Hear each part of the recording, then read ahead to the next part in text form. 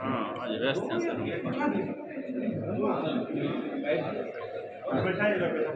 दिन में चाय पिलाएं।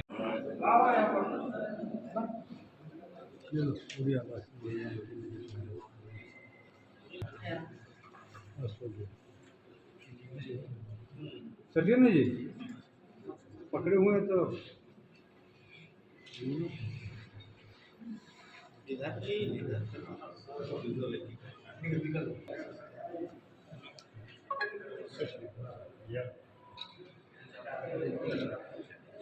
चले चाय पिलाएं। नहीं, एक आध बार घूम लिया करिए।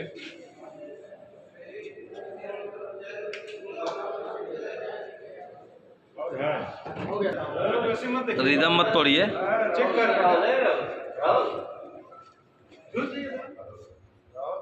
जब ले ही रहा है तो ले लेते हैं साथ है ना, तो फिर एक आदमी को हटाना पड़ेगा।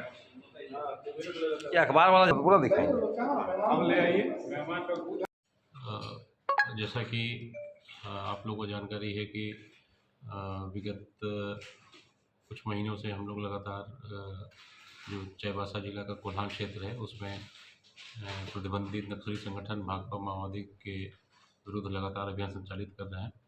और इसी क्रम में सीआरपीएफ, झारखंड जगुआर, चाईबासा जिला बल, कोबरा एवं अन्य जितने भी बल हैं उनका एक संयुक्त अभियान दल गठित कर लगातार उस क्षेत्र में जो शीर्षस्थ नेता हैं माओवादियों के उनके विरुद्ध अभियान संचालित किया जा रहा है।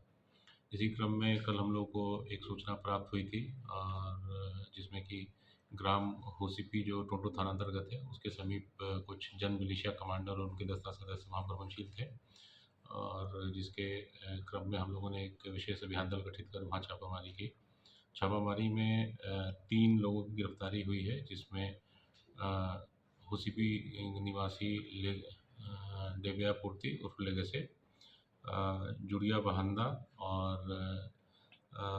रेबिया बोपाई, ये बोपाई ससांग गोलकिरा थाना अंतर्गत गांव का रहने वाला है। इन 3 लोगों की गिरफ्तारी हुई है और इनकी निशानदेही पर उस क्षेत्र से आईडी बनाने और नक्सली साहित्य से संबंधित ढेर सारे सामान हमारे संयुक्त टीम की सदस्यों ने बरामद किया है, जिसमें मुख्य रूप से आपको जो डायरेक्शनल आईडी बनाने में पाइप का यूज़ होता है वो रिकवर हुआ है। साथ ही साथ इन लोगों के द्वारा सरिया काट कर नुकसान पहुंचाने के लिए उसके छोटे छोटे स्प्लिंटर बनाकर यूज़ किए जाते हैं, तो वो भी बरामद किया गया है।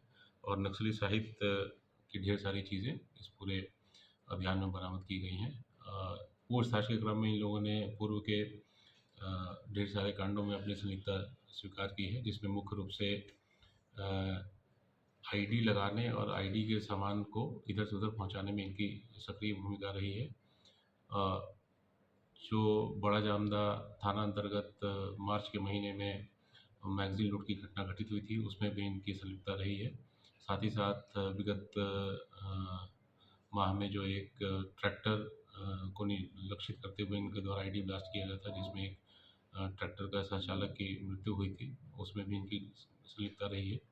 इसके अलावा ग्राम हाथीपुरू में जो कैंप स्थापित किया जा रहा था उस समय आईडी ब्लास्ट किया गया था जिसमें 3 सीआरपीएफ के जवान लक्षित हुए थे जिनको काफ़ी गहरी इंजरीज हुई थी।